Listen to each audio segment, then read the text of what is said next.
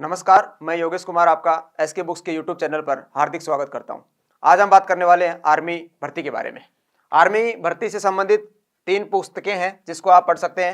एक general duty GD भर्ती के लिए जिसमें सामान्य विज्ञान, गणित, तर्क शक्ति, सामान्य ज्ञान के साथ सभी विषयों से संबंधित थ्योरी और अभ्यास के प्रश्न इसमें दिए गए हैं, तो आप इस बुक्स को पढ़ सकते हैं अग्निवीर भारतीय थल सेना जनरल ड्यूटी जीडी भर्ती परीक्षा के लिए।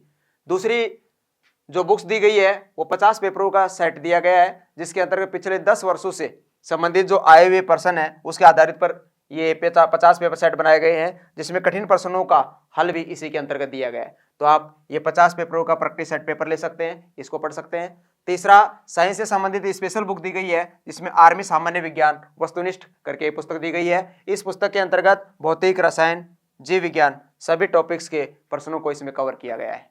तो आप ये 3 पुस्तकें पढ़ सकते हैं। Army GD Agniveer general duty से संबंधित पुस्तक, पहली पुस्तक जिसके अंतर्गत 3 सामान्य विज्ञान, गणित, तर्क शक्ति, सामान्य ज्ञान के साथ साथ सभी कठिन विषयों के थ्योरी और अभ्यास के प्रश्न पत्र दिए गए हैं इसमें, और 50 पेपरों का सेट ले सकते हैं, इसको पढ़ सकते हैं। पिछले 10 वर्षों का जो क्वेश्चनों का संग्रह है वो इसी के अंदर सम्मिलित किया गया है, और विज्ञान से संबंधित पुस्तक आप इसमें पढ़ सकते हैं, आर्मी सामान्य विज्ञान वस्तुनिष्ठ।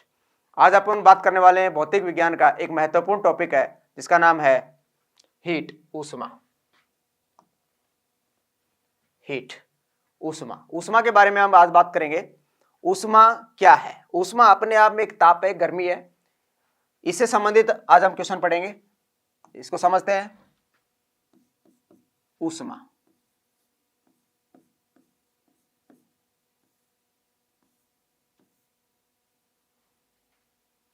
ऊष्मा का एक प्राकृतिक सोर्स है। क्वेश्चन पूछा हुआ है कि ऊष्मा का प्राकृतिक सोर्स क्या है, तो नेचुरल जो सोर्स है ऊष्मा का वो सूर्य है। ऊष्मा का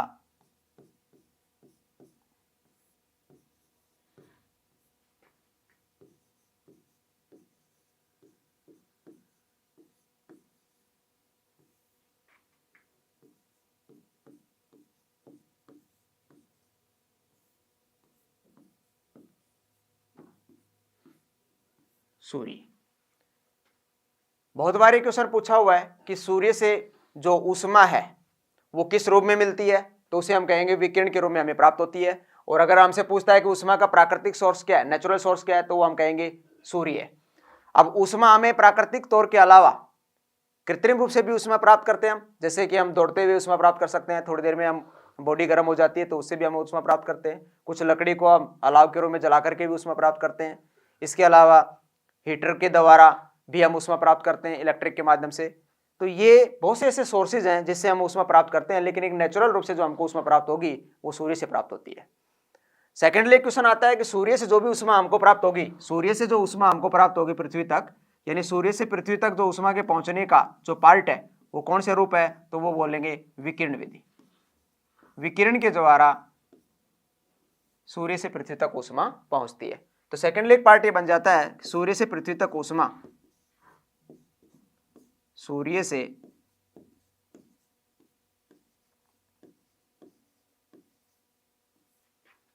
पृथ्वी तक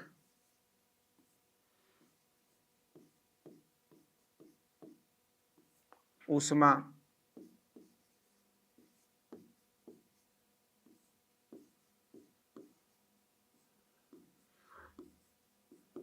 किस रूप में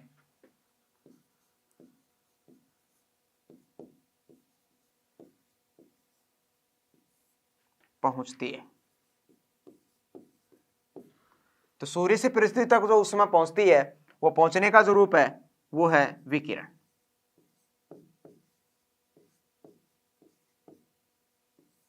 काफी महत्वपूर्ण प्रश्न बनता है कि सूर्य से पृथ्वी तक जो ऊष्मा के पहुंचने का पार्ट है वो क्या है, तो वो हम कहेंगे विकिरण। विकिरण के माध्यम से सूर्य से पृथ्वी तक ऊष्मा पहुंचती है। सेकेंडली हमको ये ध्यान रखना है कि ऊष्मा का मात्रक भी पूछा जाता है। ऊष्मा का मात्रक, अगर ऊष्मा के मात्रक की बात करें तो इसका मात्रक हो जाता है न्यूटन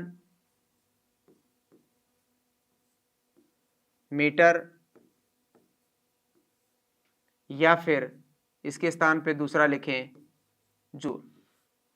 न्यूटन मीटर या जूल ये किसका मात्रक है? तो ये मात्रक हो जाएगा ऊष्मा का। दूसरा इसके स्थान पे हम ऊष्मा का मात्रक ये भी लिखते हैं, ये दोनों के दोनों जो पार्ट हैं इसको हम एसआई फॉर्म के अंतर्गत डिनोट करते हैं। इसके अलावा ऊष्मा का मात्रक हम ये भी नोट करते हैं कैलोरी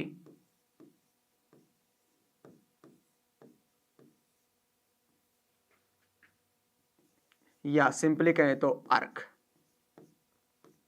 कैलोरी या अर्ग जो है ये मात्रक सीजीएस फॉर्म के अंतर्गत नोट करते हैं। इससे रिलेटेड एक पार्ट ये भी आ जाता है कि 1 जूल जो कि 10 की पावर 7 अर्ग के बराबर होता है। 1 जूल जो है 10 की पावर 7 अर्ग के बराबर होता है। इसको हम सिंपली ऐसे भी लिखते हैं 1 अर्ग 10 की पावर -7 जूल के बराबर होता है। एक ये रिलेशन भी काफी महत्वपूर्ण है। इसी से संबंधित एक पार्ट ये आता है कि ऊष्मा, जिसको हम 3 पार्ट के अंतर्गत हम पढ़ते हैं। हम अपने YouTube चैनल पर आर्मी अग्निवीर के कुछ टॉपिक्स को पूर्ण पढ़ाएंगे। जो विषय हम YouTube में पढ़ाएंगे उन विषयों से अग्निवीर में जो भी प्रश्न पूछा जाएगा, अगर आपको वीडियो को ध्यान से सुनोगे तो उसका हल कर पाओगे। परंतु संपूर्ण syllabus and exam oriented question जो आपकी अग्निवीर भर्ती परीक्षा में पूछे जाएंगे उनको हम हमारे ऑफलाइन सेंटर में विस्तार से पढ़ाएंगे। साथ में ही हम टेस्ट भी लेते रहेंगे जिनमें हमको पता चलेगा कि आप किस विषय में कमजोर चल रहे हैं। फिर उस विषय को लेकर उस विद्यार्थी पर विशेष ध्यान दिया जाता है। हम परीक्षा से पहले विद्यार्थियों को नोट्स भी देंगे जिनसे परीक्षा में सवाल आते हैं।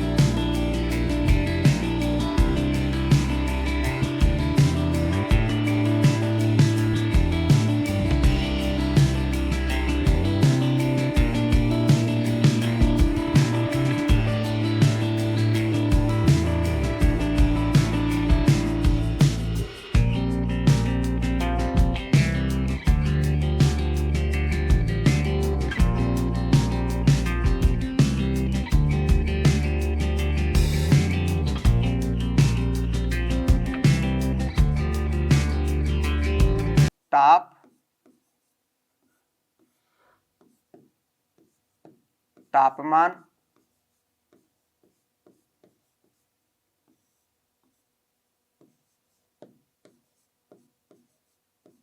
तापमापी। अगर मैं ऊष्मा की बात करूं तो ऊष्मा अपने आप में एक ताप है जिसको हम आभास कर सकते हैं, अनुभव कर सकते हैं। वो एक ऊष्मा का पार्ट है।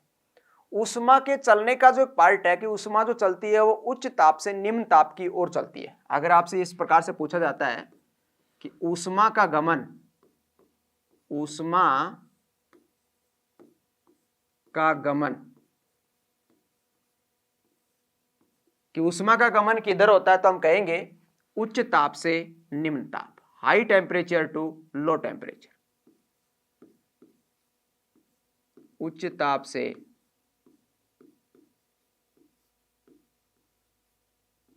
निम्न ताप की ओर।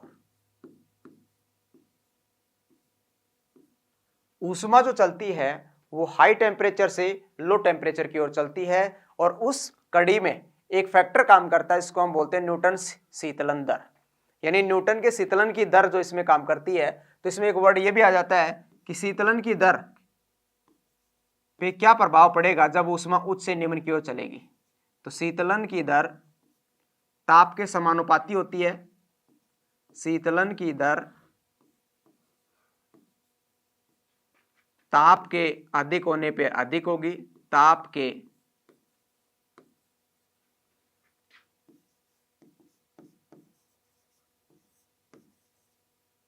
अधिक होने पर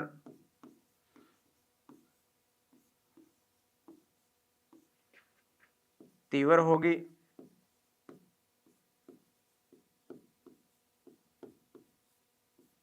वह ताप के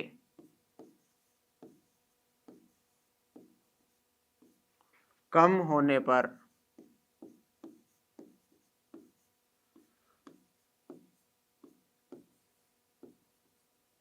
कम होगी।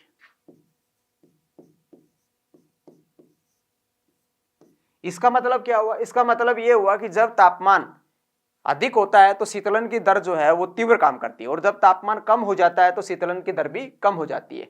इस क्वेश्चन को आप ऐसे भी समझ सकते हैं कि जब हम बात करें, अगर किसी द्रव का तापमान 80 डिग्री सेल्सियस से 60 डिग्री सेल्सियस तक गिरने में 10 सेकंड का समय लगता है, तो उसी द्रव का तापमान 40 डिग्री सेल्सियस से 20 डिग्री सेल्सियस तक गिरने में कितना समय लगेगा? तो हम यहां से ये कह सकते हैं कि जब तापमान 80 से 60 तक गिरा तो तापमान ज्यादा था, तो उस कंडीशन में अगर 10 मिनट या 10 सेकंड लगा है तो हम ये कह सकते हैं कि उससे टाइम ज्यादा लगेगा, क्योंकि शीतलन की दर क्या हो जाएगी? कम होने पर कम हो जाती है। तो हम कह सकते हैं 10 मिनट से अधिक का समय लगेगा। इस प्रकार से हम ये कह सकते हैं कि शीतलन की जो दर है वो तापांतर के डायरेक्टली होती है, उसके समानुपाती होती है। जितना ताप अधिक होगा उतना ही शीतलन की दर अधिक काम करेगी, और जितना ताप कम होता चला जाएगा शीतलन की दर भी कम हो जाएगी। और जैसे ही तापमान रूम टेम्परेचर पर यानी कमरे के ताप तक आ जाएगा तो शीतलन की दर भी अवरुद्ध हो जाएगी, यानी कि रुक जाएगी। अब हम बात करते हैं, यहां पे 3 वर्ड मैंने नोट किए हैं, ताप, तापमान और तापमापी। ताप क्या होता है? ताप जो है वो किसी वस्तु के जो ताप की स्थिति होती है उसको हम आभास करते हैं। तो हम जहां पर ऊष्मा की स्थिति को आभास कर पाए वो ताप की स्थिति कहलाती है। जब हम किसी वस्तु को स्पर्श करके, छू करके और उसके ताप की स्थिति को कम या अधिक के रूप में जान पाए, वो उसकी स्थिति को तापमान कहलाता है। और जब हम किसी तापमान की स्थिति को एग्जैक्ट माप लें, यानी उसकी स्थिति को पूरा माप लें, तो वो वाली स्थिति तापमापी कहलाती है। यानी तापमान को मापने वाला या तापमान को बताने वाला जो एक इंस्ट्रूमेंट होगा वो क्या होगा? तापमापी होगा। अब हम बात करते हैं कि तापमान को मापने के कुछ पैमाने हैं, जिसमें मुख्य रूप से प्रचलित जो पैमाने हैं उनकी हम बात करेंगे। शुरुआती तौर पे तापमान को मापने के 5 पैमाने होते थे, लेकिन वर्तमान के अंतर्गत हम जो मुख्य तौर पे पढ़ते हैं वो 3 पढ़ते हैं, लेकिन चौथा जो पैमाना है उसका भी कभी कभी क्वेश्चन दे दिया जाता है, तो उसकी भी हम बात करते हैं। तो तापमान मापने के पैमाने, तो अगर मैं तापमान के पैमानों की बात करता हूं, तापमान के पैमाने, तापमान मापने के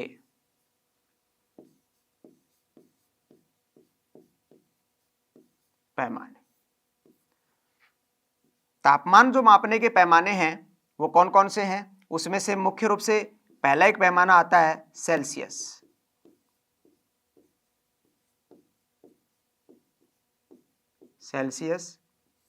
सेल्सियस पैमाने का सिंबल हो जाता है डिग्री सी। तापमान मापने का दूसरा एक पैमाना है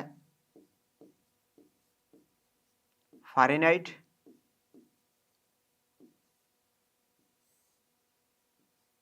फ़ारेनहाइट का जो सिंबल हो जाएगा वो डिग्री एफ।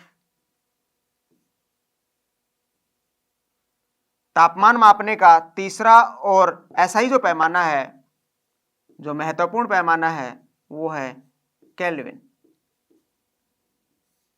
केल्विन का सिंबल हो जाएगा के।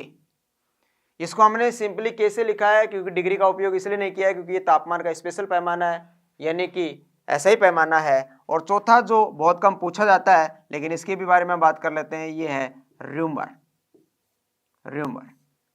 इसका सिंबल हो जाएगा डिग्री आर। ये तापमान मापने के 4 पैमाने हैं, जिसमें से ये 3 जो पैमाने हैं ये महत्वपूर्ण पैमाने हैं। सेल्सियस जिसको हम सिंबल के तौर पे डिग्री सी से लिखते हैं, फ़ारेनहाइट जिसको सिंबल के तौर पे हम डिग्री एफ से लिखते हैं, केल्विन जिसको सिंबल के तौर पे हम के से डिनोट करते हैं। तो ये तापमान मापने के क्या है? प्रचलित पैमाने हैं। और चौथा जो पैमाना अगर लेते हैं तो वो र्यूमर है जिसका सिंबल हो जाएगा डिग्री आर। आगे हम बात करते हैं, ये जो तापमान के 4 पैमाने हैं, इन तापमान के पैमानों का आपस में एक रिलेशन है। तापमान के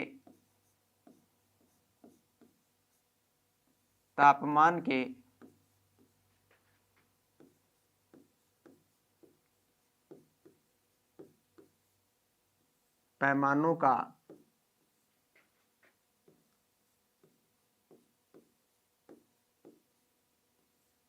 आपस में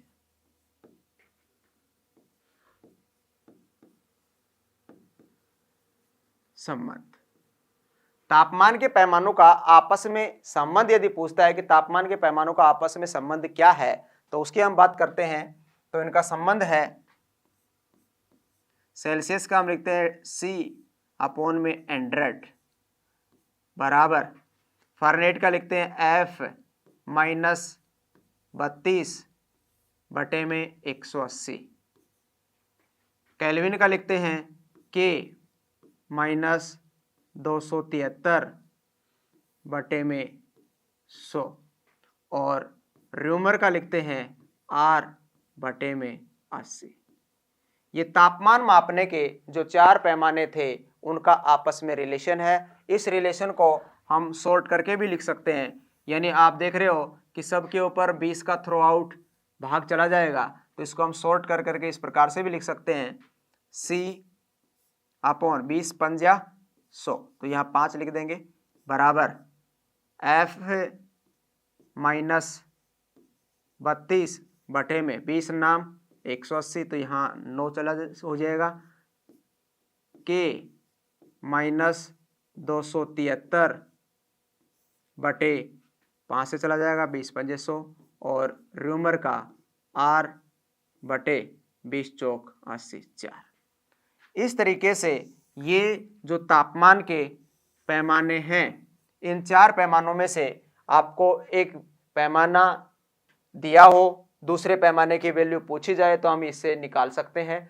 उपयोग चाहे आप ऊपर वाले इसका करिए रिलेशन का, चाहे इसका करिए, दोनों एक ही है। सॉर्ट करने के लिए आप ये याद रख सकते हैं। तो इस प्रकार से एक वैल्यू देने के बाद अगर दूसरे पैमाने में हमसे वैल्यू पूछे तो यहाँ से हम इसको फाइंड आउट कर सकते हैं, निकाल सकते हैं। आइए इसके बारे में हम जानते हैं किस प्रकार से निकालेंगे। जैसे मैं एक एग्जाम्पल लेता हूं कि मानव शरीर का जब सामान्य तापमान होता है वो कितना होता है। मानव शरीर का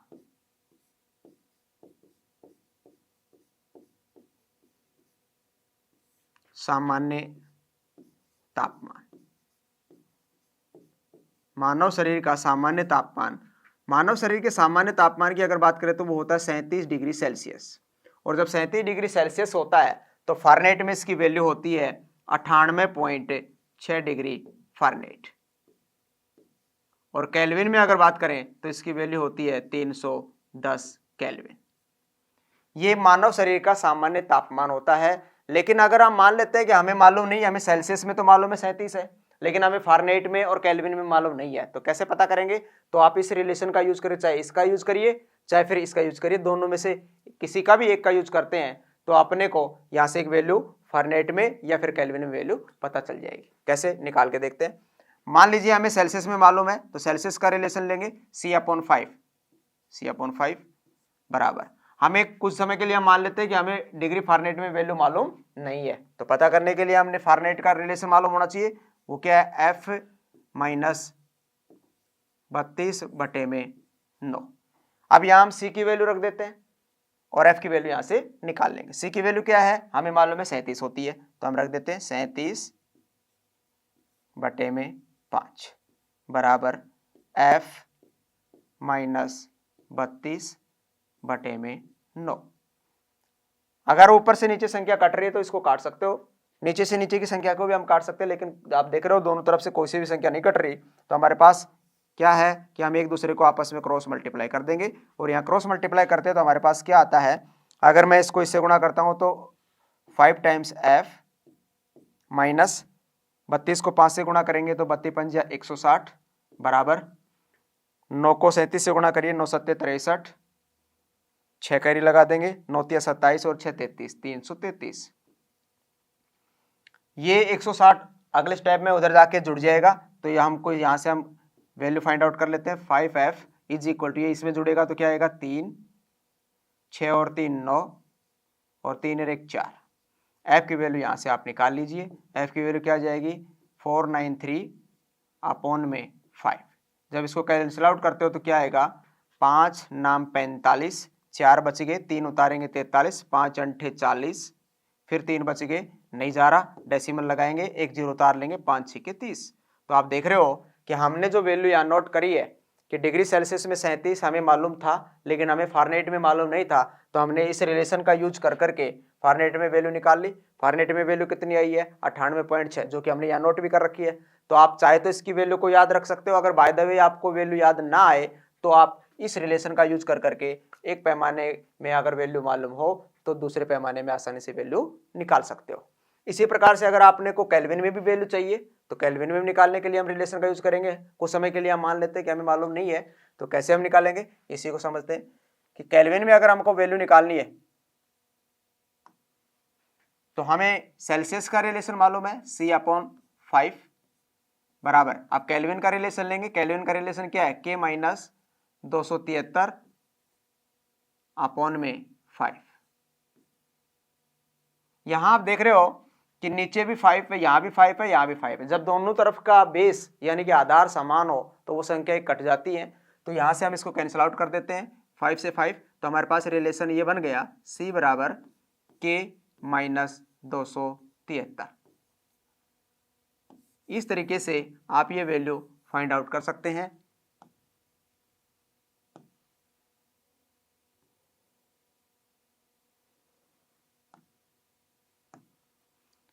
ये जो रिलेशन हमारे सामने आया है इस रिलेशन से हम वैल्यू अब निकाल सकते हैं। अब हमको मालूम है कि सेल्सियस में वैल्यू मालूम है 37 है, मानव शरीर का तापमान, बराबर केल्विन में हमें चाहिए नहीं मालूम है, के को के रखेंगे माइनस 273।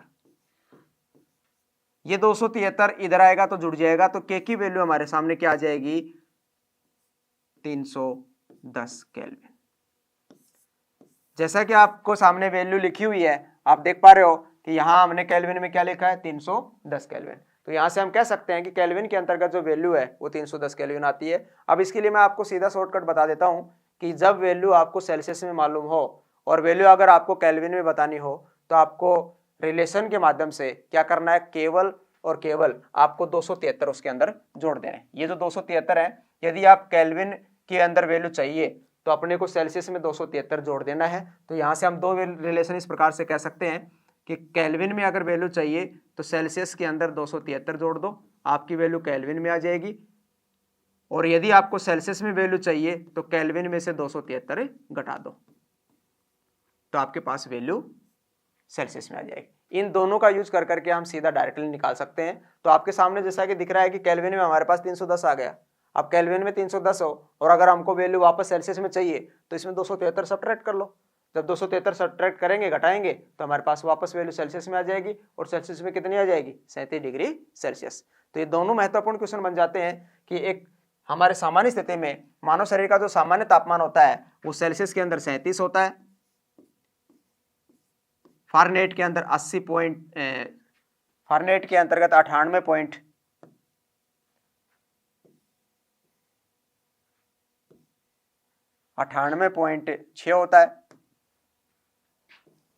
98.6 डिग्री फारेनहाइट होता है। और केल्विन के अंदर 310 केल्विन होता है।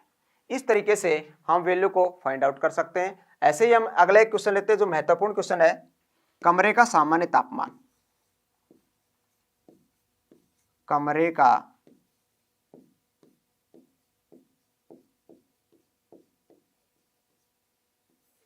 सामान्य तापमान। काफी बार ये क्वेश्चन पूछा हुआ है कि कमरे का सामान्य तापमान कितना होता है। तो आपको याद रखना कि कमरे का सामान्य जो तापमान होता है वो अकॉर्डिंग टू एनसीईआरटी बुक्स के अकॉर्डिंग 25 डिग्री सेल्सियस लेते हैं, और कॉम्पिटिटिव के अंतर्गत ये कई बार दिया हुआ ऑप्शन है जो कि 27 डिग्री सेल्सियस है। तो अगर मैं कमरे के सामान्य तापमान की बात करूं तो 27 डिग्री सेल्सियस लेते हैं। लेकिन वो आपको ध्यान रखना है कि अगर ऑप्शन के अंतर्गत 27 डिग्री ना हो और 25 डिग्री सेल्सियस दे रखा हो तो 25 डिग्री सेल्सियस ले लेंगे, क्योंकि 12th बुक्स के अंतर्गत जो एनसीईआरटी बुक्स के अंतर्गत दिया हुआ है उसमें 25 डिग्री सेल्सियस भी लिया हुआ है, और ये कम्पिटेटिव एग्जाम के अंतर्गत भी आया हुआ है जो कि 27 डिग्री सेल्सियस भी आया हुआ है। तो ऑप्शन मैंने आपको दोनों बता दिए, डिपेंड करता है कि ऑप्शन के अंतर्गत 27 दे रखा है या फिर 25। तो हम 27 डिग्री सेल्सियस लेते हैं कि कमरे का जो नॉर्मल टेम्परेचर रहता है, जो सामान्य तापमान रहता है वो कितना रहता है, 27 डिग्री सेल्सियस रहता है। अब अपने को इसकी वैल्यू चाहिए फारेनहाइट में और इसकी वैल्यू चाहिए केल्विन में। तो सेम वे इसी का उपयोग कर करके हम क्या करेंगे, अगर अपने को फारेनहाइट में चाहिए तो फारेनहाइट में करने के लिए अपने को रिलेशन सेल्सियस का मालूम हो C/5, फारेनहाइट में चाहिए तो फारेनहाइट का मालूम हो F-32/9। अब यहाँ सेल्सियस की वैल्यू हम रख देंगे कितना है 27, तो हम यहाँ रख देंगे 27/5 बराबर F-32/9।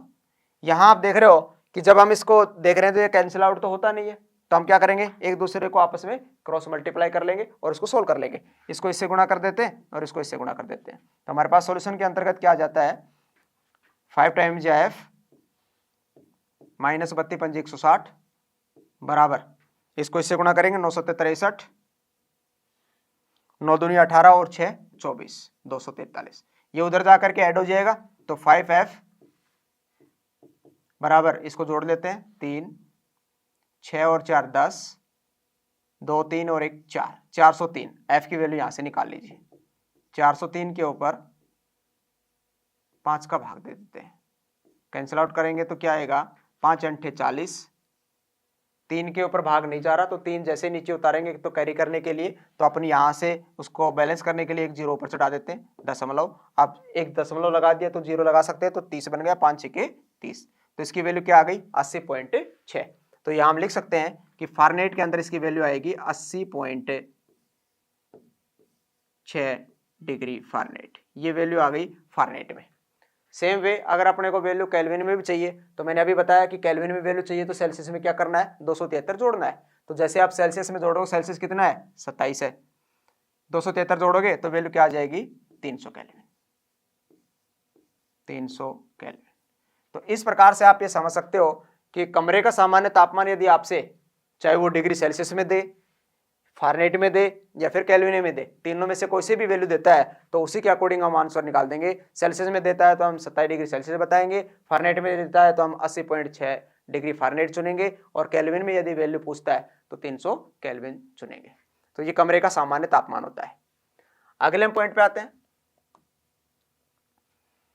हमने बात करी कि एक स्वस्थ व्यक्ति जब होता है तो उसका सामान्य तापमान जो है वो फिक्स रहता है, निर्धारित रहता है। सभी व्यक्ति का जो सामान्य तापमान होता है 37 डिग्री सेल्सियस होता है, फारेनहाइट के अंतर्गत 98.6 होता है डिग्री फारेनहाइट, और केल्विन के अंदर 310 केल्विन होता है। लेकिन यदि आपसे इस प्रकार से क्वेश्चन दे दे कि एक बीमार व्यक्ति है जिसका सामान्य तापमान जो था उसकी तुलना में उसका तापमान बढ़ गया है, एक बीमार व्यक्ति का शरीर का तापमान बढ़ करके 40 डिग्री सेल्सियस हो गया, तो बताइए उस बीमार व्यक्ति का तापमान डिग्री फारेनहाइट में कितना होगा।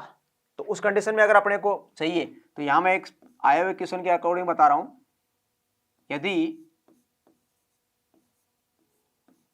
बीमार व्यक्ति के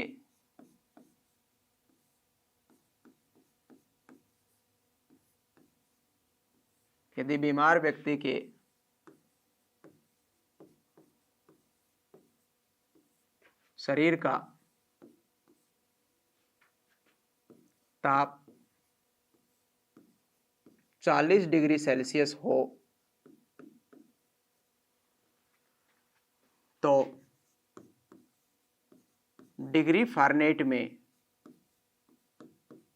कितना होगा, अगर इस प्रकार से हमसे क्वेश्चन आ जाता है कि कोई व्यक्ति जो स्वस्थ था तो स्वस्थ है तो सबका तापमान फिक्स होता है 37 डिग्री सेल्सियस, लेकिन अब की बार इन्होंने पहले ही दे दिया कि एक बीमार व्यक्ति जिसका तापमान 40 डिग्री सेल्सियस तक पहुंच गया है, उस व्यक्ति का तापमान डिग्री फारेनहाइट में आपको बताना है, तो हमको रिलेशन का यूज करना पड़ेगा। तो रिलेशन हमारे पास अभी हमने याद किया है, क्या है, सेल्सियस का रिलेशन होता है C/5, फारेनहाइट का रिलेशन होता है F-32/9। सेल्सियस की वैल्यू इन्होंने ऑलरेडी दे रखी है कितनी 40 डिग्री सेल्सियस, तो हम सेल्सियस की वैल्यू रख देते हैं 40 बटे में 5 बराबर F माइनस 32/9। सोल्व कर लीजिए, यहाँ से कैंसिल आउट हो रहा है, 5 अंठे 40, 8 को 9 से गुणा करेंगे तो हमारे पास रिलेशन में क्या आ जाएगा, F माइनस 32 बराबर 9 अंठे 72। ये 32 माइनस उधर जा करके क्या हो जाएगा, प्लस हो जाएगा। तो F की वैल्यू हमारे सामने क्या आ जाएगी, F बराबर 72 प्लस में 32, दोनों को ऐड कर लीजिए 104। तो F की वैल्यू क्या आ गई, F की वैल्यू आ गई 104। तो हम कह सकते हैं कि जब व्यक्ति बीमार पड़ता है और उसका तापमान यदि 40 तक पहुंच जाता है तो डिग्री फारेनहाइट में उसकी वैल्यू कितनी आ जाएगी, 104 डिग्री फारेनहाइट। तो उस कंडीशन में हमारा आंसर आ गया 104 डिग्री फारेनहाइट। तो 104 डिग्री फारेनहाइट उसका शरीर के ताप हो जाएगा। तो इस प्रकार से यदि एक बीमार व्यक्ति से संबंधित क्वेश्चन देता है और उसकी वैल्यू बदल करके दे देता है और एक वैल्यू अपने को दे दी जाए और दूसरी वैल्यू अपने से पूछी जाए, तो अपने को जो 4 मैंने अभी महत्वपूर्ण तापमान के पैमानों का रिलेशन बताया है वो रिलेशन आपको याद रखना है। अगले हम पॉइंट पे आते हैं कि जो तापमान के अंतर्गत क्वेश्चन आता है, इसी प्रकार से अब हम आगे बात करते हैं कि एक विशेषता के तौर पे क्वेश्चन आता है कि वो कौन सी स्थिति बनती है जहां डिग्री सेल्सियस और डिग्री फारेनहाइट की वैल्यू बराबर हो जाती है। तो कौन से तापमान के ऊपर डिग्री सेल्सियस और डिग्री फारेनहाइट की वैल्यू बराबर होती है। तो आपको ये याद रखनी है, डिग्री सेल्सियस बराबर डिग्री फारेनहाइट कहाँ पे होंगे। अगर एक क्वेश्चन आता है कि डिग्री सेल्सियस और डिग्री फारेनहाइट की वैल्यू कौन से पॉइंट के ऊपर बराबर होती है, तो यहाँ हम अज्यूम कर लेते हैं, मान लेते हैं कि ये कहीं ना कहीं x के ऊपर जाके बराबर हो जाती है। तो हमने यहाँ पर क्या कर लिया, मान लिया कि डिग्री C बराबर डिग्री F बराबर हमने मान लिया x के ऊपर बराबर होते हैं। सेल्सियस का रिलेशन हमें मालूम है C/5 होता है, C/5 बराबर फारेनहाइट का रिलेशन हमें मालूम है F माइनस 32/9 होता है। दोनों को हमने क्या माना है, x मान लिया है, तो इसकी वैल्यू हम रख देते हैं x बटे में 5 बराबर x माइनस 32/9। आपस में क्रॉस मल्टीप्लाई कर लीजिए, इसको इससे गुणा कर देंगे, इसको इससे करेंगे, तो यहाँ पर हमारे पास क्रॉस मल्टीप्लाई करने पे आएगा 9x बराबर 5x माइनस 32×160। ये 5x इधर आकर के घट जाएगा, सब्ट्रैक्ट हो जाएगा, तो 9 में से 5 घटाएंगे तो कितना बच जाएगा, 4x बराबर माइनस का 160। x की वैल्यू यहाँ से हम निकाल लेंगे, माइनस का 160 बटे में 4, यहाँ से इसको कैंसिल आउट कर लेंगे, 4 चौक 16 0। तो x की वैल्यू क्या आ गई, माइनस की 40। तो हम कह सकते हैं कि ये कहाँ पर बराबर होंगे। तो अगर आपसे क्वेश्चन आता है कि कौन से ताप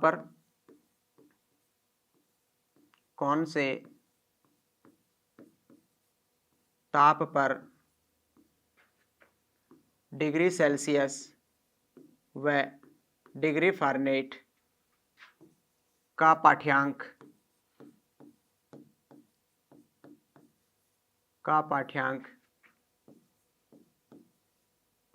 एक समान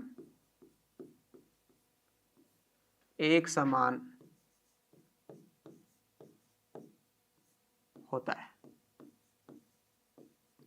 अगर हमसे इस प्रकार से क्वेश्चन आता है, जो कि बहुत महत्वपूर्ण प्रश्न है, काफी बार ये क्वेश्चन पूछा हुआ है, तो आपको याद रखना है कितने पे आएगा। अभी हमने इसकी वैल्यू निकाली है और वो कितना हो जाता है, -40 डिग्री।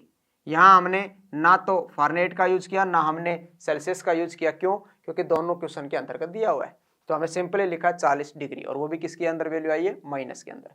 यानी -40 के ऊपर ये जो हमने अभी वैल्यू निकाली है, इस तरीके से -40 डिग्री के ऊपर दोनों की वैल्यू क्या हो जाती है, बराबर हो जाती है। तो आपको ये याद रखना है कि डिग्री सेल्सियस और डिग्री फारेनहाइट, जहां पर ये दोनों क्या होगी, बराबर होगी। नेक्स्ट इसी प्रकार से एक महत्वपूर्ण क्वेश्चन आता है,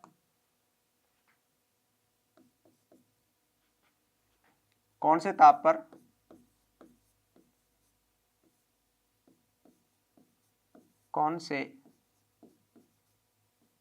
पर डिग्री फारेनहाइट व केल्विन, कौन से ताप पर डिग्री फारेनहाइट व केल्विन का पाठ्यांक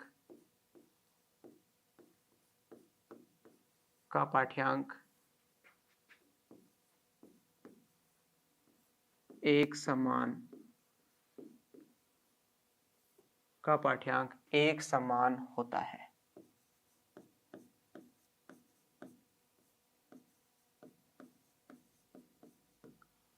यानी पिछले क्वेश्चन की तरह ही हम सेम यहां भी मान लेते हैं कि हमने मान लिया कि डिग्री फ़ारेनहाइट, इसका सोल्व करते हैं तो हम मान लेते हैं डिग्री फ़ारेनहाइट और केल्विन दोनों की वैल्यू हमने मान ली कि x के ऊपर बराबर होती है। यहाँ से हम सोल्व आउट कर लेते हैं। फ़ारेनहाइट का रिलेशन क्या है, f माइनस 32/9। केल्विन का रिलेशन क्या है, k माइनस 273/5। दोनों की जगह हमने क्या माना है, x माना है, तो दोनों की जगह हम x की वैल्यू रख देते हैं, x माइनस 32/9। केल्विन का रिलेशन में भी हमने x माना है, x माइनस 273/5। क्रॉस मल्टीप्लाई करेंगे, इसको इससे करेंगे, इसको इससे करेंगे, तो 9x माइनस 9 तिया 27, 9 सत्ते 63 और 2 65, 9 दूनी 18 और 6 24, 2457 बराबर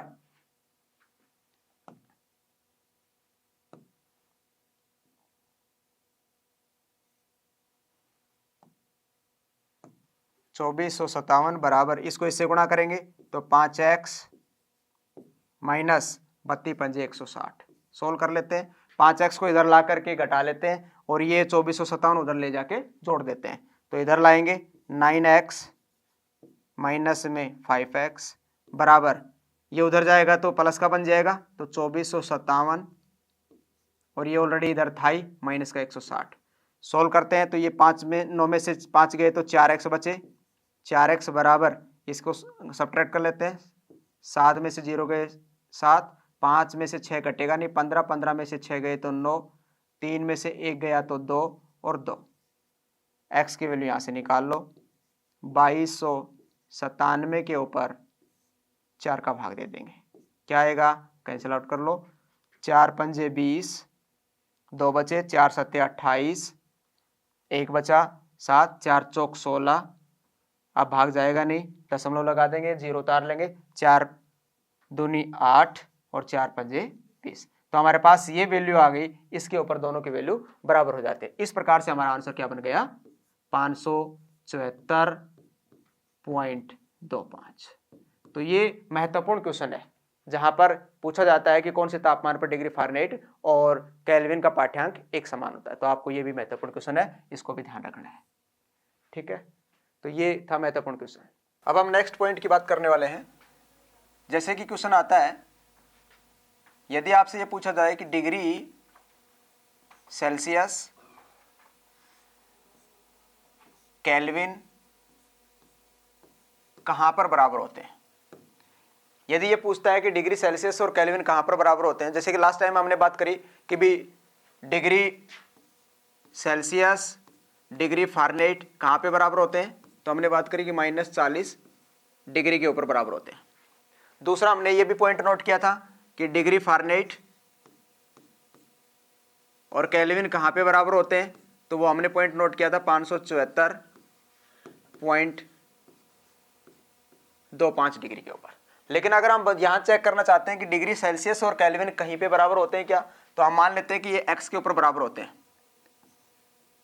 दोनों की वैल्यू जो है c k, दोनों की वैल्यू हम x मान लेते हैं। सेल्सियस का रिलेशन होता है c/5, केल्विन का रिलेशन होता है k माइनस 273/5, दोनों को हम कैंसिल आउट कर देते हैं, तो हमारे पास रिलेशन बन जाता है c बराबर k माइनस 273।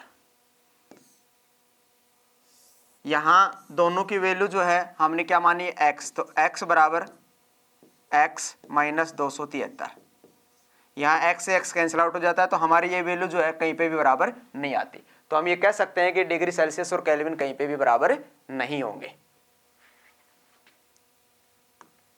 नेक्स्ट एक महत्वपूर्ण क्वेश्चन की बात करते हैं। एक पॉइंट होता है जिसको हम बोलेंगे कि पानी जो है, पानी 3 अवस्थाओं में ढलता है। कौन कौन सी अवस्थाओं में, पानी की मैं बात करूं कि पानी जो बना होता है, पानी किससे बना है, पानी हाइड्रोजन और ऑक्सीजन से मिलकर के बना है, जिसमें हाइड्रोजन के 2 और ऑक्सीजन के 1 मॉलिक्यूल होता है। पानी का अगर आपसे पूछता है हिमांक बिंदु या गलनांक बिंदु बताओ, तो यहां पर हम पॉइंट नोट करते हैं, पानी का हिमांक या फिर गलनांक, और नेक्स्ट एक पॉइंट होता है क्वथनांक। अगर हमसे क्वेश्चन आता है कि पानी का हिमांक या गलनांक बिंदु बताओ, तो पानी का हिमांक का मतलब क्या होता है? हिमांक का मतलब होता है जहां पर कोई द्रव ठोस बन जाए यानी जम जाना।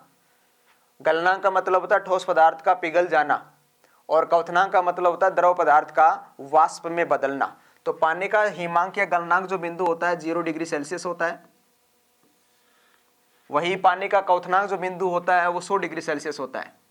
अब आपको एक चीज यहां पे ध्यान रखनी है कि पानी जो है 100 डिग्री सेल्सियस के ऊपर उबलने लगता है, लेकिन ये जरूरी नहीं है, ये सामान्य दाब के अंतर्गत हम बात कर रहे हैं। यदि दाब बढ़ेगा तो पानी के उबलने का बिंदु जो है वो क्वथनांक बिंदु जो है बदलेगा यानी कि बढ़ेगा, और यदि दाब घटेगा तो पानी के उबलने का जो बिंदु है वो घटेगा। तो यहां आपको ये समझना है कि पानी 0 डिग्री सेल्सियस के ऊपर जम जाता है और 0 के ऊपर ही पिघलना स्टार्ट करता है, क्योंकि अगर जैसे टेम्परेचर 0 से थोड़ा नीचे आएगा तो ये जम जाएगा यानी हिमांक बिंदु के तौर पे, और जैसे 0 से थोड़ा सा ऊपर होगा तो ये पिघल जाएगा यानी ये गलनांक बिंदु के तौर पे जाना जाएगा। इसलिए दोनों पॉइंट को हमने एक ही साथ लिखा है कि पानी का हिमांक और गलनांक दोनों बिंदु क्या आएंगे? 0 डिग्री सेल्सियस। वैसे ही पानी का क्वथनांक बिंदु कितना आएगा? 100 डिग्री सेल्सियस। ये तो हमारे पास सेल्सियस में वैल्यू आ गई। अब हमको अगर वैल्यू चाहिए फारेनहाइट में, तो फारेनहाइट में हम वैल्यू इस रिलेशन से निकाल लेंगे, और सेल्सियस की वैल्यू फारेनहाइट में कितनी हो जाती है? 32 डिग्री फारेनहाइट। वही अगर सेल्सियस को हम केल्विन में बदलते हैं तो पानी का हिमांक या गलनांक बिंदु केल्विन में कितना होगा? 273 केल्विन, 273 केल्विन। और अगर वही वैल्यू आपसे र्यूमर में पूछे तो र्यूमर में कितना होगा? 0 degree rumour, 0 degree rumour. Same way पानी का क्वथनांक बिंदु 100 डिग्री सेल्सियस होता है। फारेनहाइट के अंतर्गत पानी का जो क्वथनांक बिंदु होता है वो 212 डिग्री फारेनहाइट होता है। केल्विन के अंतर्गत 373 केल्विन होता है, और र्यूमर के अंतर्गत 80 डिग्री र्यूमर होता है। ये जो मैंने पॉइंट नोट किए हैं इसमें से कोई भी एक वैल्यू दी जा सकती है। अगर आपसे पूछे कि पानी का हिमांक या गलनांक बिंदु बताओ, सेल्सियस में यदि पूछेगा तो हम 0 डिग्री सेल्सियस बताएंगे, फारेनहाइट में यदि पूछेगा तो हम 32 डिग्री फारेनहाइट बताएंगे, केल्विन में यदि पूछता है तो हम 273 केल्विन बताएंगे, और यदि हमसे र्यूमर में पूछता है तो 0 डिग्री र्यूमर बताएंगे। इसी प्रकार से यदि पानी का क्वथनांक बिंदु पूछता है, चाहे वो सेल्सियस में पूछे, चाहे वो फारेनहाइट में पूछे, या केल्विन में पूछे, या फिर र्यूमर में पूछे, तो ये आपके सामने पॉइंट लिखे हुए हैं। सेल्सियस में बात करें तो 100 डिग्री सेल्सियस होता है, फारेनहाइट में बात करें तो 212 डिग्री फारेनहाइट होता है, केल्विन में बात करें तो 373 केल्विन होगा, और र्यूमर में बात करें तो 80 डिग्री र्यूमर होगा। अगर ये वैल्यू आपको वैसे भी याद ना आए तो आप रिलेशन के माध्यम से भी निकाल सकते हैं। जैसे कि आपको मैंने लास्ट टाइम में बताया था कि सेल्सियस का रिलेशन होता है C/5। यदि हमको 0 को फारेनहाइट में बदलना है तो फारेनहाइट का रिलेशन होता है F-32/9। यहाँ हम सेल्सियस की वैल्यू ले लेंगे। सेल्सियस की वैल्यू क्या है? 0। जैसे हम 0 रखेंगे तो ये पूरा क्या बन जाएगा? 0। ये पूरा 0 बन जाएगा। बराबर में क्या है? F-32/9। ये से गुणा होगा तो 0 बनेगा, तो F की वैल्यू क्या आ जाती है? 32। यही वैल्यू हमने यहाँ पे नोट किया है। तो हम यहाँ से रिलेशन के माध्यम से भी वैल्यू को निकाल सकते हैं। मैंने बताया था कि सेल्सियस को केल्विन में बदलना आसान है, क्योंकि 273 अगर जोड़ेंगे सेल्सियस में तो वैल्यू केल्विन में आ जाएगी, तो 273 केल्विन आ जाएगी। ऐसे ही र्यूमर में बदल सकते हैं। र्यूमर में बदलेंगे तो क्या करेंगे? सेल्सियस का रिलेशन लेंगे C/5 और र्यूमर का रिलेशन लेंगे R/4। सेल्सियस की वैल्यू क्या है? 0। यहाँ 0 रखेंगे तो ये पूरा जो है इसे कन्वर्ट होकर 0 बन जाएगा, तो R की वैल्यू भी क्या आ जाती है? 0। तो ये हमने यहाँ पर 0 लिए। सेम वे आप क्वथनांक भी निकाल सकते हैं। तो ये दोनों पॉइंट आपको नोट करने हैं कि पानी के हिमांक या गलनांक बिंदु और पानी का क्वथनांक बिंदु, जो कि मैंने यहाँ पर मेंशन किया है। महत्वपूर्ण क्वेश्चन इसके ऊपर पूछा जाता है। अगले हम पॉइंट पे आते हैं। नेक्स्ट हमारा पॉइंट है कि पानी जो 3 अवस्थाओं के अंतर्गत हिमांक, गलनांक और क्वथनांक के तौर पे हम जो लिख रहे थे, इसी के अंतर्गत एक पॉइंट होता है जिसको हम क्वेश्चन के तौर पे आता है कि पानी का त्रिक बिंदु कितना होता है? पानी का त्रिक बिंदु या त्रियक बिंदु, ट्रिपल पॉइंट ऑफ वाटर, पानी का त्रियक बिंदु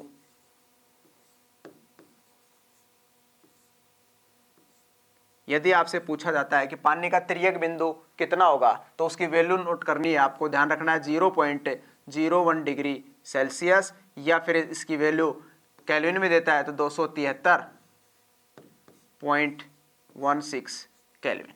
ये पानी का तिर्यक बिंदु होता है, जहां पानी ठोस, द्रव और गैस का आपस में एक सामंजस्य बनाता है, उस पॉइंट को पानी का तिर्यक बिंदु बोलेंगे। और वो पॉइंट के अंतर्गत कितनी वैल्यू आती है, 0.01 डिग्री सेल्सियस, या फिर कहें तो 273.16 केल्विन।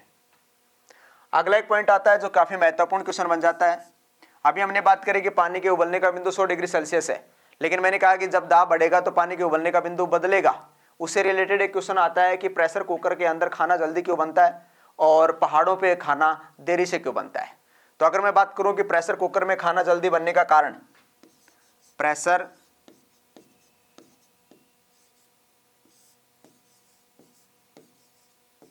कुकर में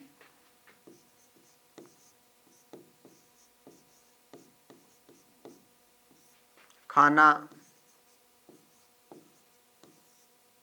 जल्दी बनने का कारण, अगर हमसे पूछा जाता है कि प्रेशर कुकर में खाना जल्दी क्यों बन जाता है, तो उसका हम कारण ये कहेंगे, कुकर के अंदर दाब बढ़ता है और जैसे ही कुकर के अंदर दाब बढ़ेगा तो पानी के जो उबलने का बिंदु है वो क्या होगा, बदलेगा, और वो उबलने का जो बिंदु क्या हो जाएगा, वो भी बढ़ जाएगा। और जैसे ही दाब के बढ़ने से पानी के उबलने का बिंदु बढ़ता है तो खाने का जो बनने का टाइम है वो कम हो जाता है, यानी हम कहेंगे खाना जल्दी बन जाता है। तो इसका रीजन हम देंगे, कुकर के अंदर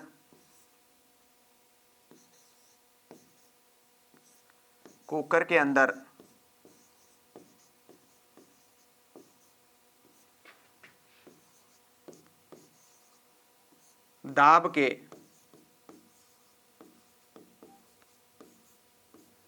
बढ़ने से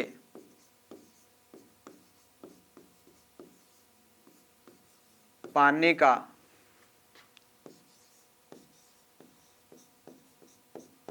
क्वथनांक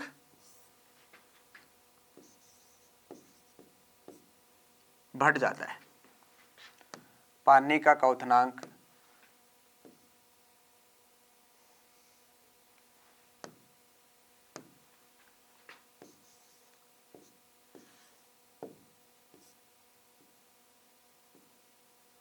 बढ़ जाता है।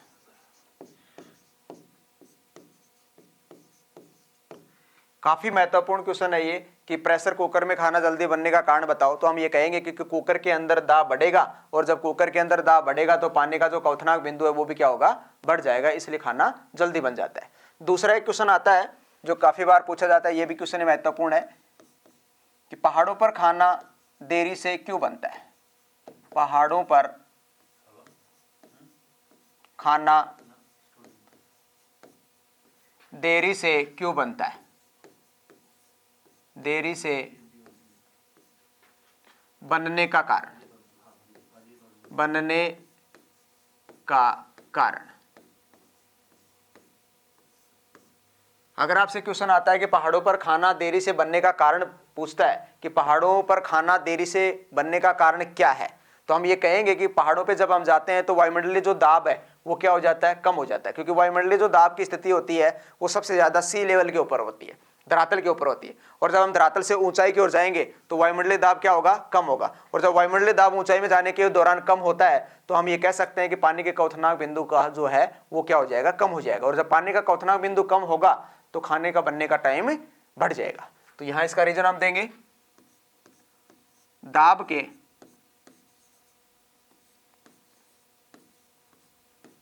कम होने से, दाब के कम होने से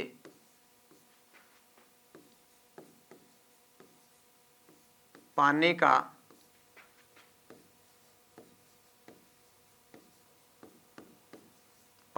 क्वथनांक बिंदु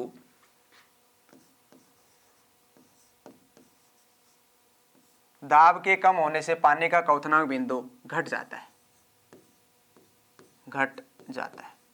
यही कारण है कि खाना का जो बनने का समय है वो क्या हो जाएगा, अधिक हो जाएगा। तो ये दोनों जो महत्वपूर्ण क्वेश्चन है प्रेशर कुकर वाला कि प्रेशर कुकर में खाना जल्दी क्यों बनेगा, तो उसमें हमने रीजन दिया कि कुकर के अंदर दाब बढ़ता है तो पानी का क्वथनांक बिंदु भी बढ़ जाता है इसलिए खाना जल्दी बन जाता है। पहाड़ों पर खाना देरी से क्यों बनता है, तो उसका हमने रीजन दिया कि दाब के कम होने से, यानी कि ऊंचाई के ऊपर जब वायुमंडलीय दाब कम हो जाता है तो पानी के उबलने का जो बिंदु है वो भी कम हो जाता है, इसलिए खाना देरी से बनता है। नेक्स्ट महत्वपूर्ण अगर मैं क्वेश्चन की बात करूं, काफी महत्वपूर्ण इससे रिलेटेड ऊष्मा से संबंधित क्वेश्चन पूछा जाता है कि अगर मैं ये कहूं यदि बंद कमरे में हम पंखा चला दें तो कमरे का जो सामान्य तापमान था, जो कि हमने नोट किया था कितना 27 डिग्री सेल्सियस, फारेनहाइट में हमने नोट किया था कितना 80.6 डिग्री फारेनहाइट, और हमने केल्विन में भी नोट किया था कितना 300 केल्विन। तो कहता है कि यदि हम कमरे को चारों तरफ से बंद कर दें और उसके अंदर पंखा चला दें, या फिर इसी से संबंधित आता है फ्रिज का दरवाजा खोल दें, तो कमरे के तापमान पर क्या प्रभाव पड़ेगा। तो हम ये कह सकते हैं कि जब बंद कमरे में हम पंखा चलाएंगे या फ्रिज का दरवाजा खोलेंगे तो दोनों ही अवस्थाओं के अंतर्गत कमरे का जो सामान्य तापमान है वो पहले की तुलना में क्या हो जाता है, बढ़ जाता है। तो ये काफी एक महत्वपूर्ण क्वेश्चन बन जाता है कि बंद कमरे में पंखा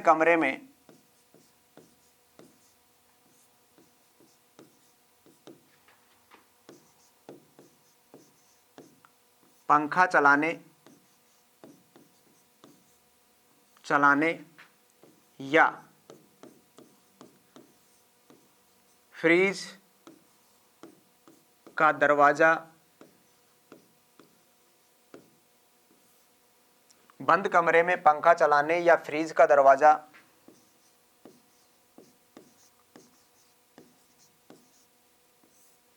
खोलने पर कमरे के ताप पर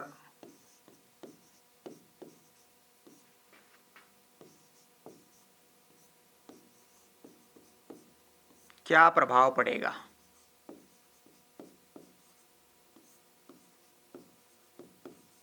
यदि हमसे ये क्वेश्चन इस प्रकार से पूछा जाता है कि बंद कमरे में हम पंखा चलाएं या फिर फ्रिज का दरवाजा खोलें तो कमरे का जो सामान्य तापमान था उसके ऊपर क्या असर होगा, तो दोनों ही अवस्थाओं में हम क्या कहेंगे, कमरे का तापमान बढ़ जाएगा। अब इसका कारण अगर हम जाने कि भी क्यों बढ़ेगा, तो हम यहाँ कह सकते हैं कि दोनों ही अवस्थाओं में के अंतर्गत क्या होता है कि जो अंदर के अंतर्गत जो कमरे के अंतर्गत जो गर्म पार्टिकल्स हैं, जो का मूवमेंट हो रहा है, उनके अंतर्गत जल्दी जल्दी आपस के अंदर टकराव होगा और उसकी वजह से जो कमरे का तापमान है वो पहले की तुलना में और अधिक बढ़ जाता है, क्योंकि अंदर की जो गर्मी है या ताप है जो बाहर नहीं निकल पाता और जो बाहर का जो अवस्थाओं का ताप है वो अंदर नहीं आ पाता, इसलिए कमरे का जो सामान्य तापमान है वो पहले की तुलना में अधिक हो जाता है। और दोनों का ही काफी महत्वपूर्ण क्वेश्चन बन जाता है और ये दोनों क्वेश्चन काफी दफा पूछे गए क्वेश्चन है, तो इसको भी आप ध्यान रखेंगे। अगला एक महत्वपूर्ण पॉइंट पे आते हैं हम। नेक्स्ट एक महत्वपूर्ण पॉइंट ये आता है कि हम अगर ताप की बात करते हैं, एक ताप होता है जिसको हम कम से कम ताप बोलते हैं, जिससे नीचे का तापमान संभव नहीं है, यानी कि किसी भी स्थिति के अंतर्गत जहां नीचे का तापमान फैलना या नीचे से उससे नीचे गिरना बंद हो जाए, वो उसका एक मिनिमम टेम्परेचर कहलाता है, जिसको हम बोलते हैं परम शून्य ताप, एब्सोल्यूट टेम्परेचर, परम शून्य ताप। अगर हमसे क्वेश्चन आता है कि परम शून्य ताप कितना होता है, तो हम यहां पर बात करेंगे डिग्री सेल्सियस के अंदर। अगर हम परम शून्य ताप की बात करते हैं तो उसकी वैल्यू होती है -273.15 डिग्री सेल्सियस। हो सकता है ये वैल्यू ना दे दशमलव में, तो एग्जैक्ट इसकी वैल्यू हम ये भी ले लेते हैं -273 डिग्री सेल्सियस। ये डिग्री सेल्सियस का परम शून्य ताप होता है, डिग्री सेल्सियस का। दूसरा अगर हम बात करते हैं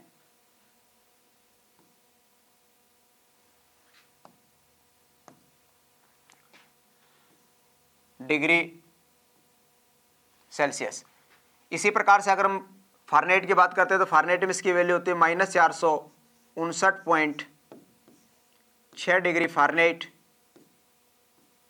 इसकी भी वैल्यू अगर हम एग्जैक्टली लिखते हैं तो इस प्रकार से भी दी हुई है -460 डिग्री फारेनहाइट।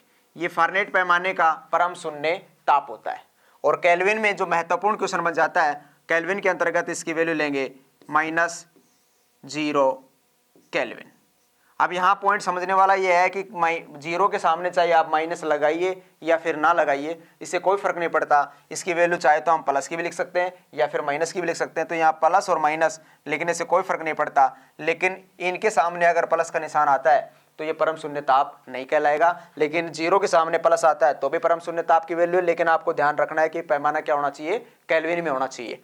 तो और माइनस में आता है तो भी कोई फर्क नहीं पड़ता, क्योंकि जीरो जीरो ही होता है, जीरो के माइनस और प्लस होने से कोई फर्क नहीं पड़ता है। तो इस प्रकार से हम कह सकते हैं कि ये वो ताप होता है जिससे नीचे का तापमान गिरना संभव नहीं है, तो उसे हम बोलेंगे परम शून्य ताप। तो ये क्वेश्चन भी पूछा हुआ है, जो कि काफी महत्वपूर्ण क्वेश्चन बनता है कि परम शून्य ताप अगर आपसे पूछे कि सेल्सियस के अंतर्गत परम शून्य ताप कितना होता है, तो ऑप्शन के अकॉर्डिंग आप देखेंगे कि उसमें वैल्यू क्या दे रखी है, -273.15 डिग्री सेल्सियस या फिर -273 डिग्री सेल्सियस। इसी प्रकार से फारेनहाइट में यदि पूछता है तो -459.6 डिग्री फारेनहाइट, या फिर इसकी वैल्यू पूछता है तो -460 डिग्री फारेनहाइट। ऐसे केल्विन में यदि पूछता है तो केल्विन के अंतर्गत जीरो, चाहे वो माइनस की वैल्यू हो या फिर प्लस की वैल्यू हो, वो परम शून्य ताप के अंतर्गत लेंगे। अगला एक महत्वपूर्ण पॉइंट आता है, अगर हम बात करते हैं कि हमारे शरीर का ताप मापने के लिए किसकी जरूरत पड़ती है, तो हम कहेंगे कि शरीर के ताप को मापने के लिए एक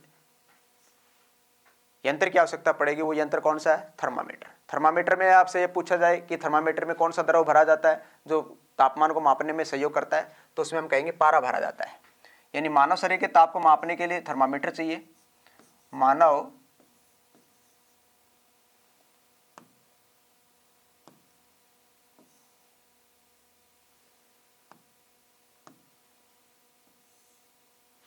शरीर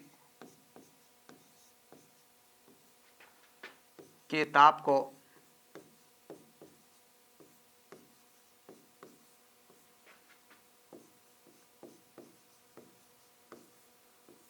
मापने वाला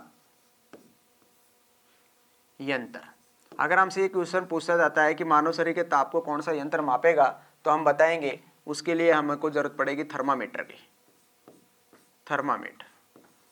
दूसरा पॉइंट ये बनता है कि थर्मामीटर में कौन सा द्रव होता है, तो हम ये कह सकते हैं कि उसके अंतर्गत एक लिक्विड के तौर पे जो भरा जाता है वो क्या होता है? पारा होता है। अब बात ये आती है कि पारा जो है, पारा ही क्यों भरा जाता है, इसके स्थान पे हम पानी भी भर सकते हैं। तो हमारे सामने तीन महत्वपूर्ण पॉइंट बन जाते हैं कि पानी जो है वो पारदर्शी नहीं होता, दूसरा पानी जो है शीशे की प्रणाली के साथ पकड़ बनाता है, तीसरा पानी के हम जो है असामान्य प्रसार की एक बात करते हैं कि पानी का जो असामान्य प्रसार होता है, इसलिए भी इसको हम नहीं भर सकते। पारे के अंतर्गत ऐसा नहीं होता। असामान्य प्रसार का मतलब होता है 0 डिग्री से 4 डिग्री सेल्सियस तक पानी का जो घनत्व पॉइंट है वो बढ़ता है, आयतन पॉइंट बढ़ता है। 4 के बाद में घनत्व पॉइंट जो है वो घटना शुरू कर देता है और आयतन पॉइंट जो है वो बढ़ना शुरू कर देता है। इस पॉइंट से हम पानी को नहीं ले सकते। अब बात आती है कि पारे का लेवल क्या है, पारा कहाँ तक माप सकता है। तो पारे का जो एक प्रास होता है मापने का, वो कहाँ तक होता है? -39 डिग्री सेल्सियस से लेके -39 डिग्री सेल्सियस से ये 350 डिग्री सेल्सियस तक मापता है, जिसको हम अप्रोक्सीमेटली 356 डिग्री सेल्सियस तक भी ले लेते हैं। तो ये -39 यानी -39 से नीचे पारा जो है जमने लगेगा और 350 से 356 डिग्री सेल्सियस के आसपास ये उबलने लगेगा। इसलिए -39 डिग्री सेल्सियस से लेकर के 350 डिग्री सेल्सियस तक का उपयोग किया जाता है पारे के रूप में। अगर इसके स्थान पे हम अल्कोहल ले लेते हैं, जो कि कुछ ठंडे स्थान पे जहां पर मापने में इसका उपयोग करेंगे, क्योंकि पारा वहां जम जाएगा जहां पर टेम्परेचर -39 से नीचे जाएगा, वहां अल्कोहल काम करेगा। अल्कोहल को हम लिखते हैं C2H5OH और पारे को हम सिंबल के तौर पे लिखते हैं Hg। बात यह है कि अल्कोहल अगर हम भरते हैं तो वो कहां तक माप सकता है, तो अल्कोहल की एक लिमिट होती है जो माप सकता है -115 डिग्री सेल्सियस से 78 डिग्री सेल्सियस। यानी कि कुछ स्थान ऐसे जहां पर टेम्परेचर -39 डिग्री सेल्सियस से नीचे गिर जाएगा, वहां पर पारा काम नहीं करेगा, तो उस स्थान पर फिर हम दूसरा द्रव का उपयोग करेंगे। वो द्रव कौन सा? अल्कोहल। और अल्कोहल की जो लिमिट होती है मापने की, वो -115 डिग्री सेल्सियस से 78 डिग्री सेल्सियस तक की मापने की होती है। नेक्स्ट हम अगले पॉइंट पे आते हैं। अगला हमारा पॉइंट ये है कि हमारे शरीर का जो ताप है वो कौन मापता है? डॉक्टर मापता है। तो डॉक्टर मापता है, तो डॉक्टर के जो पैमाना होता है उसको हम एक नाम से पढ़ेंगे। वो कौन सा नाम है? जिसको हम बोलेंगे डॉक्टरी तापमापी। तो कहता है डॉक्टरी तापमापी की एक ताप मापने की लिमिट है। वो लिमिट क्या है? अगर हम बात करते हैं डॉक्टरी तापमापी का तापप्रास, डॉक्टरी तापमापी का तापप्रास। अगर क्वेश्चन आता है कि डॉक्टरी तापमापी का तापप्रास क्या होता है, तो उसकी हम बात करेंगे। तो डॉक्टरी तापमापी का ताप ह्रास होता है 95 डिग्री फ़ारेनहाइट से 110 डिग्री फ़ारेनहाइट। यानी डॉक्टरी जो तापमापी है वो 95 डिग्री फ़ारेनहाइट से लेकर 110 डिग्री फ़ारेनहाइट तक के ताप को मापने में सक्षम है। या फिर इसको अगर हम सेल्सियस में भी नोट करें तो सेल्सियस में इसकी वैल्यू आती है 35 डिग्री सेल्सियस से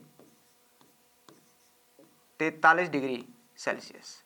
ये मानव शरीर का जो ताप है उसके अंतर्गत मापने में सहयोग करती है। तो हम ये कह सकते हैं कि हमारे शरीर का जो तापमान है वो ना तो सामान्य से ज्यादा नीचे गिरता है ना सामान्य से ज्यादा ऊपर जाता है।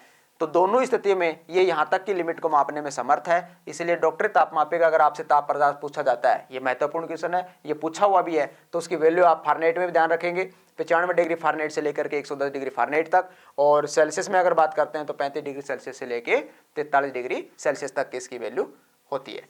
अगला एक महत्वपूर्ण क्वेश्चन बन जाता है जो कि काफी बार पूछा गया क्वेश्चन है। अगर मैं बात करता हूं, हमें सूर्य के ताप को ऑब्जर्व करना है जो कि काफी अधिकतम होता है, तो उसको मापने के लिए एक यंत्र का उपयोग किया जाता है जिसको पायरोमीटर विकिरण तापमापी बोलते हैं। तो यहां हम कह सकते हैं कि सूर्य के ताप को मापने में उपयोगी सूर्य के ताप को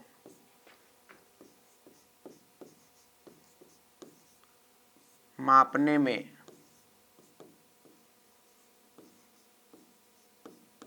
उपयोगी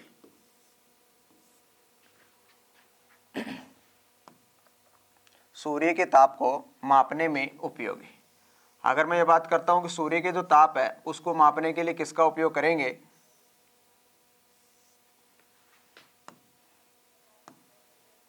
मापने में उपयोगी,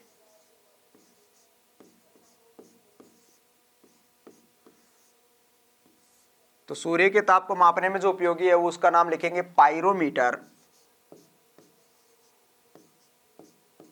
पायरोमीटर विकिरण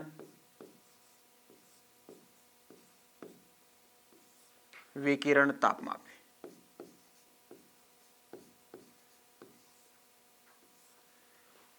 पायरोमीटर विकिरण तापमापी। तो सूर्य के ताप को मापने में जो उपयोगी है वो कौन सा यंत्र हो जाएगा, पायरोमीटर विकिरण तापमापी, जो सूर्य की रेडिएशंस के माध्यम से इसको मापने में समर्थ है। अगले हम पॉइंट के ऊपर आते हैं। नेक्स्ट हमारा पॉइंट आता है जो काफी महत्वपूर्ण क्वेश्चन इसके ऊपर बनता है, जो पूछा गया क्वेश्चन है। अगर मैं बात करूं ऊष्मा के अंतर्गत कि अगर हमें बर्फ के दो टुकड़े लिए और बर्फ के दो टुकड़ों को आपस में हमने पास लगा करके और उनको प्रेस कर दिया, एक टुकड़ा ये है और एक टुकड़ा ये है। कहता है दो बर्फ के टुकड़ों को पास लगा करके यदि हम प्रेस कर देते, दबा देते हैं, तो बर्फ के टुकड़ों पर क्या असर पड़ेगा। तो हम कह सकते हैं कि जब बर्फ के टुकड़ों के ऊपर हम दोनों के ऊपर दबाव लगा करके अगर प्रेस करेंगे तो उस कंडीशन में बर्फ के टुकड़े चिपक जाएंगे। तो चिपकने का कारण पूछा जाता है कि बर्फ के दो टुकड़े आपस में चिपक क्यों जाते हैं। बर्फ के दो टुकड़ों को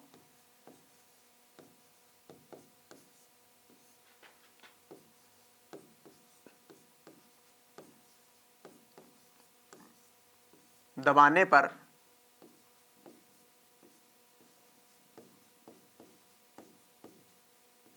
आपस में चिपकने का कारण।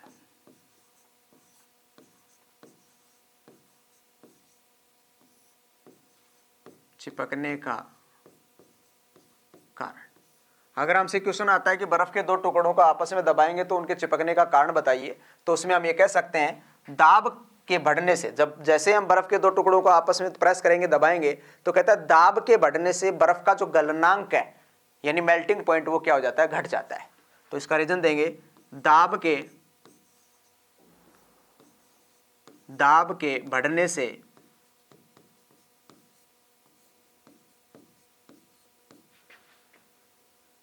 बर्फ का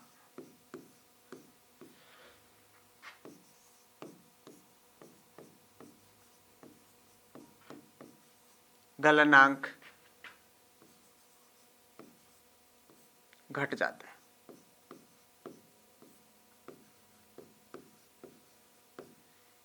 यानी दाब के बढ़ने से बर्फ का जो गलनांक है वो क्या हो जाता है, कम हो जाता है। इसलिए बर्फ के दो टुकड़े आपस में जैसे दबाएंगे तो दबाने के दौरान वो चिपक जाएंगे। तो ये महत्वपूर्ण क्वेश्चन बन जाता है। दूसरा एक महत्वपूर्ण क्वेश्चन ये बनता है कि यदि हम बर्फ के टुकड़े को, हमारे पास एक बर्तन है, उस बर्तन के अंतर्गत हमने इसमें पानी भर रखा है और इसके अंतर्गत, पानी के अंतर्गत हमने एक बर्फ का टुकड़ा डंप कर दिया। क्वेश्चन ये बनता है कि बर्फ का कितना हिस्सा पानी में डूबा रहता है और कितना हिस्सा पानी में तैरता है। तो अगर मैं ये कहूं कि कितना हिस्सा पानी में तैरेगा तो हमारे पास इसका आंसर हो जाएगा 1/10 भाग। 1/10 भाग तैरता है, 1/10 भाग।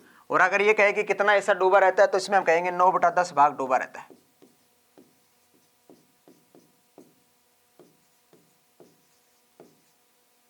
डूबता है। नेक्स्ट एक महत्वपूर्ण क्वेश्चन ये बन जाता है कि यही जो बर्फ का टुकड़ा है, जैसे हमारे पास इस बर्तन के अंतर्गत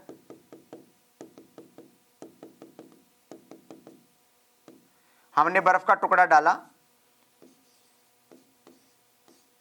तो पानी का जो लेवल था, पहले इसका लेवल ये था ए पे, जैसे बर्फ का टुकड़ा डाला तो इसका लेवल जो है वो यहां आ गया बी पे। तो इसका मतलब ये हुआ कि पानी में जैसे ही बर्फ का टुकड़ा डालेंगे तो पानी का लेवल बढ़ेगा। लेकिन क्वेश्चन ये बन जाता है कि जैसे ही बर्फ का टुकड़ा इसके अंदर पिघलेगा तो क्या इसका लेवल और बढ़ेगा। ये क्वेश्चन काफी बार पूछा गया है कि पानी में बर्फ के पिघल जाने पर पानी के ऊपरी स्तर पर क्या प्रभाव पड़ेगा। तो हमें समझना यह है कि जब हम पानी में बर्फ का टुकड़ा डालते हैं तो डालते के साथ तो लेवल बढ़ेगा, लेकिन जब वो पिघलेगा, क्योंकि तुरंत तो पिघलेगा नहीं, कुछ समय के बाद पिघलेगा, और जब कुछ समय के बाद पिघलेगा तो उसके उबलने का जो बिंदु है, यानी उसके जो पॉइंट के ऊपर उठने का जो बिंदु है, यानी जो पहले बी पे था अब वो बी पे ही रहेगा, ना कि उसे अगले पॉइंट सी पे जाएगा। तो हम ये कह सकते हैं पानी में बर्फ के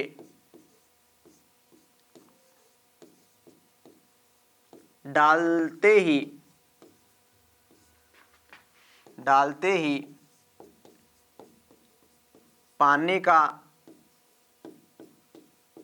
स्तर बढ़ेगा, पानी का स्तर बढ़ेगा, लेकिन बर्फ के पिघलने पर, लेकिन बर्फ के